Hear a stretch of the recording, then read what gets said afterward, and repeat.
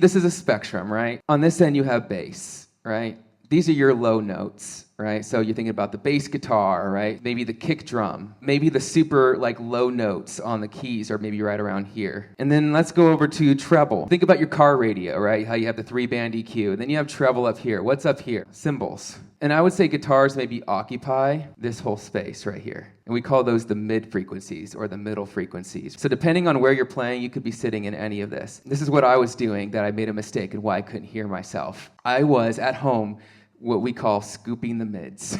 It's a big no-no in electric guitar world, where I would take the mids and I'd turn them all the way down. Then I'd take the treble, turn it all the way up, and then I'd add a little bass. And then whenever I hit a chord or a lead line, it sounded massive. It sounded beautiful. You could hear all the washy notes and the delays. The problem with that is that when I got together with the rest of the band, the part where I was supposed to be living in, I wasn't living in because I was competing with the bass, I was competing with the kick drum, all the trebles were competing with the cymbals. The very space that I was supposed to be occupying, there was not really any frequencies being represented. This is context and why it's important to understand where you sit. You think about mid-frequencies. Those are the ones that are most sensitive to the human ear. This is why we remember melodies. That's probably why everybody wants to become a singer, right? Because vocalists sit in the same range as well. So when you're playing electric guitar, your frequency range is sitting in the same spectrum as the vocalist. If you're playing in a way that's competing with the vocalist, you're going to make things sound really messy. And if you're not playing in the mids, you're neglecting the frequency strengths of your instrument. There is a thing called like cancellation, where maybe frequencies begin to cancel out. So it's being able to understand EQ, and so like the pickup switch, because it's brighter and darker in certain areas,